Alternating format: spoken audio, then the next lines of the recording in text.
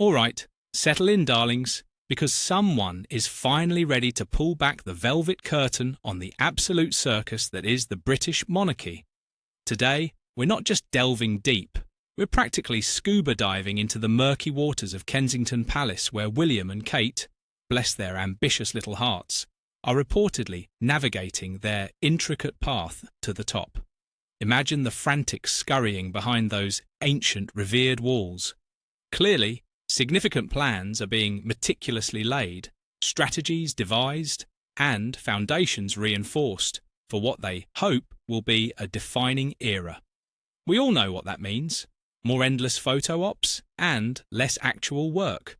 But before we expose the subtle power dynamics and the oh-so-unwavering resolve of our future King and Queen consort, try not to choke on that title. Do us a favour, smash that like button, subscribe if you haven't already. Honestly, what are you waiting for? And hit that notification bell. Your clicks fuel our gossip machine, and trust me, you won't want to miss a single drop of this royal tea. Now let's get to the juicy bits, the calculated yet deeply personal journey of William and Kate. Deeply personal, and I'd say, indeed. The whispers, darling, are practically screams from within royal circles, suggesting a strategic realignment, which is a fancy way of saying they're desperately trying to polish their public image after someone, Camilla, decided to remind Kate exactly where she stands. Oh, you haven't heard? Let's take a glorious stroll down memory lane to that high-profile state visit when a certain former US President Donald Trump descended upon Blighty. Now, these aren't just diplomatic formalities, are they? They're meticulously choreographed ballets of self-importance, where the royals trot out their enduring soft power, mostly by not falling over. And who was quite rightly at the forefront during this grand spectacle? Why, William and Kate, of course, the youthful, vibrant face of the monarchy, ready to prove they're not just expensive mannequins. Their presence, we're told, underscored their pivotal position and their readiness to engage with world leaders. Honestly, you'd think they were actually doing something revolutionary, not just smiling politely. But wait, amidst all that pomp and circumstance, a moment of pure, unadulterated drama unfolded. So subtle, you see, that only the most keen royal watchers, read us, darling, could possibly detect the intricate ballet of royal protocol, or, as we call it, the catfight for attention. Insiders reported, with bated breath, that during a chat with the then US First Lady, Melania Trump, who probably just wanted to go home, our future Queen Catherine was, gasp, sidelined by Queen Camilla. You can practically hear the collective gasp in the palace kitchens. This wasn't just a brief moment. It was a declaration of war, a subtle assertion of authority from the woman who actually wears the crown. Never mind the speculation, the perception of Kate being relegated to a secondary role during an international engagement clearly sent shivers down her perfectly manicured spine. For poor Princess Kate, who has steadily and gracefully evolved from a commoner to, well, a slightly less common commoner, such a public gesture must have been a crushing blow.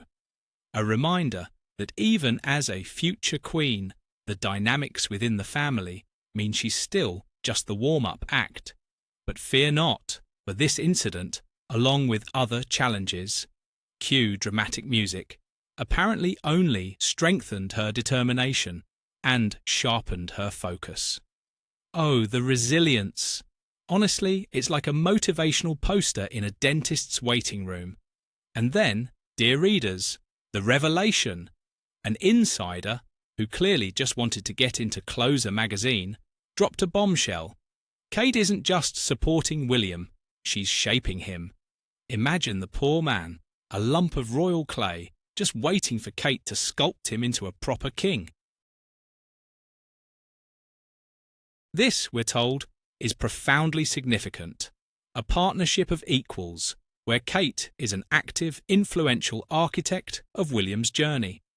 Honestly, you'd think he'd be capable of tying his own shoelaces, let alone navigating the throne, without her counsel, insights, and strategic thinking. The insider, clearly on Kate's payroll, then delivered the coup de grace. Camilla might be queen, but Kate is the one who will define the monarchy for decades to come. Oh, the drama! This isn't just about popularity or grace. It's about her profound capacity to mould the institution itself, because let's face it, a few carefully chosen causes, a style of engagement that involves polite waving and connecting with the public on a deeply personal level, read smiling at children, are obviously going to redefine an entire institution. Her vision for a modern, relevant monarchy is apparently already woven into the fabric of their future reign. Somewhere, a teacup is rattling from Camilla's sheer rage. This powerful prediction positions Kate not just as a future monarch, but as a transformative figure. Right, like a particularly well-dressed, slightly more expensive version of a self-help guru. And this profound partnership, this shared commitment to shaping, a monarchy that probably just wants to be left alone, has apparently been forged in the fiery crucible of personal and familial challenges. Because obviously, nothing says strong bond like a good old-fashioned crisis. The report claims William and Kate are closer than ever, a bond strengthened not by ease, heaven forbid, but by adversity. They've faced immense pressures, including the deeply personal battle with cancer, King Charles and Kate's own ongoing health journey. You can practically hear the violins. Oh, the strain on any family. But for them, it's compounded by relentless public scrutiny, as if they didn't sign up for this circus. Supporting each other through these intensely difficult times, offering comfort, strength, and unwavering companionship has undoubtedly cemented their bond. Because let's be real, nothing says true partnership like being forced to deal with your relative's medical dramas while the world watches your every grimace. Suddenly, they're a formidable and united front. Convenient, isn't it? But wait, there's more. Beyond the personal health challenges, which let's face it, are always a ratings booster, the dynamic duo has also contended with significant family crisis. And by crisis, we mean the utterly predictable, magnificently public rift with Prince Harry and Meghan, those pesky Sussexes.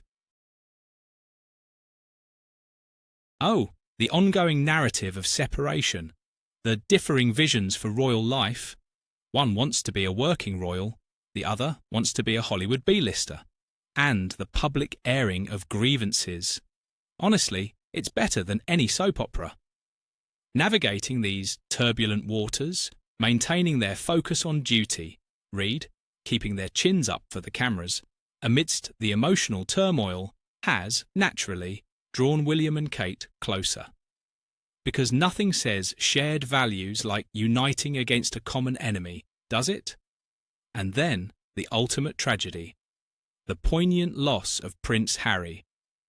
Not physically lost, mind you, but emotionally exiled.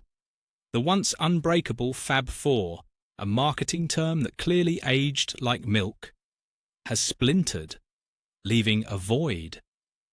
For William, the estrangement from his companion through childhood is, of course, a significant personal sorrow.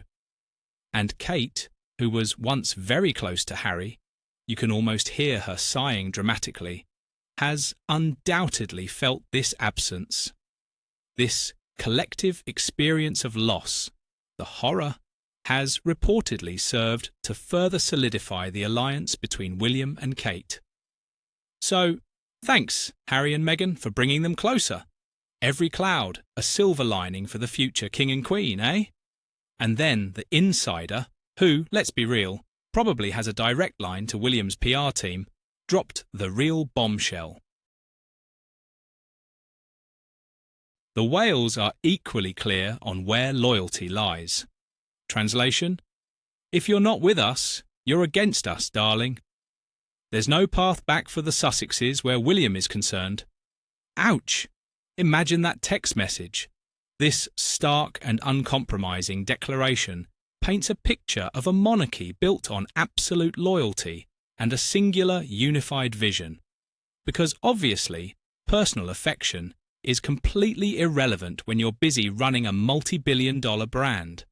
Any deviation from their path, any perceived disloyalty, like, say, wanting to live your own life, or pursuit of personal agendas, like, actually working for a living, is viewed with serious concern. The no path back pronouncement isn't just William being a bit miffed, it's a strategic decision to protect the integrity and stability of the monarchy. Because nothing says stability like cutting off your own brother. It's all about that clear, unambiguous line of succession and a unified public front, meaning everyone smiles and nods, or they're out. Simple as that. And get this, they're aspiring to a trimmed-down monarchy, because obviously fewer hands on the biscuit tin means more for them, right? This modernisation means a smaller core of working royals, essentially just William and Kate, and maybe a few well-behaved children for photo ops. The rationale is, of course, multifaceted. Reduce the financial burden on the taxpayer, cue hysterical laughter. Enhance efficiency by doing less, and present a more focused, impactful image. Oh, the sacrifices! By concentrating resources and responsibilities among a select few, they're aiming for a more agile and relevant monarchy, because nothing says agile like a 1,000-year-old institution. And the kicker? Only those who share their vision will remain. So, a loyalty test. Not about bloodline, mind you, but about commitment and alignment with their strategic goals. Meaning, if you can't parrot their talking points and smile on command, you're out. This is all about a cohesive, united front free from internal dissent or conflicting public narratives. In other words, shut up and fall in line, or face the chopping block. Now, let's be real. William and Catherine aren't idly waiting for their turn. Oh no, darling. They're working diligently on these future schemes, often in secret, away from the glare of constant public scrutiny. Imagine them, hunched over a map of Britain, whispering nefarious plans like Bond villains with better tailoring. This clandestine planning, because, they're so busy, underscores the gravity of their task. The power duo, as they're now hilariously dubbed, isn't just planning a reign. They're meticulously crafting a blueprint for the future of the British monarchy itself. Their overarching aim: to forge a monarchy that's modern and warm, but also ruthlessly loyal. A sophisticated and nuanced vision, indeed. Let's unpack this absurdity, shall we? Modern monarchy? That means obviously embracing digital communication. They've discovered Instagram, engaging with contemporary issues like mental health, when it's convenient, and early childhood development, when their own kids need a photo op. It's all about adapting traditions without abandoning them, which translates to, we'll do what we want, but still demand deference. Proving the monarchy isn't a relic of the past, but a vital part of the future. Right, like a fax machine in a tech startup. Next up, a warm monarchy.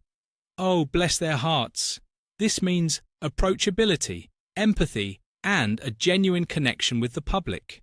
Because nothing screams genuine connection like waving from a gilded carriage. William and Kate have consistently demonstrated an ability to interact with people from all walks of life with sincerity and compassion. You can picture it: a quick handshake, a polite question about the weather, and a practiced smile. It's about inspiring affection rather than just deference. Because honestly, who wants mere deference when you can have adoring fans? And projecting a sense of family? Clearly, they've watched The Crown. A few too many times, but here's the real kicker, the truly delicious part.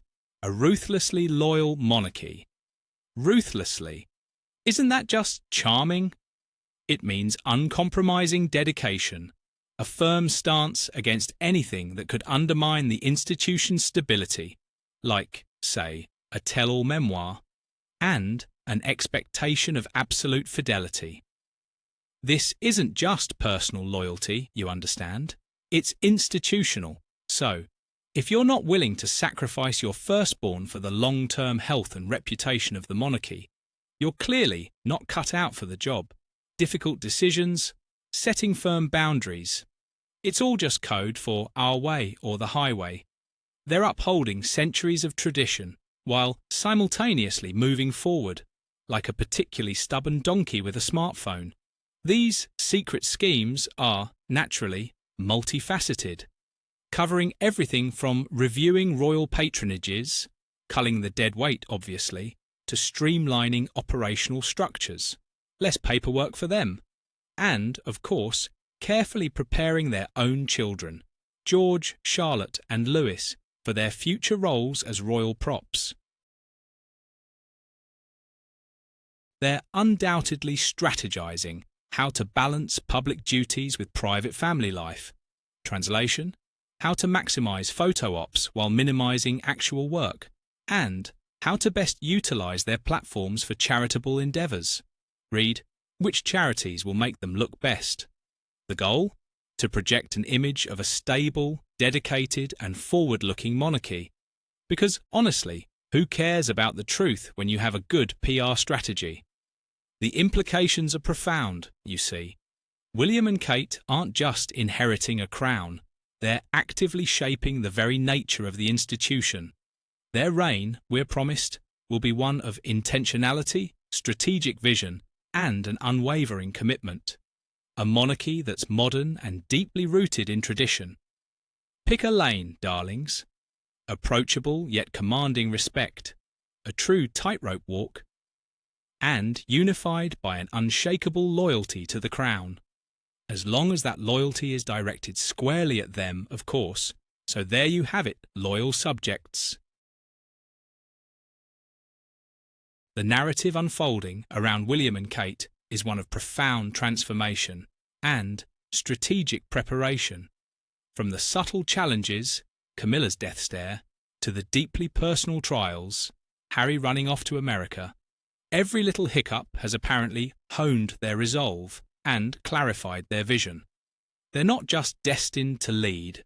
Oh no, they're actively designing the future of the British monarchy, aiming for an institution that's modern, warm, and underpinned by an uncompromising loyalty. Their journey is a testament to their dedication, resilience, and shared ambition to define the monarchy for decades to come. Meaning, if it doesn't fit their brand, it's out. Now tell us, you eager gossip mongers, do you really believe Kate will be the defining figure for generations? Or just the one who finally figures out how to make a truly compelling Instagram reel?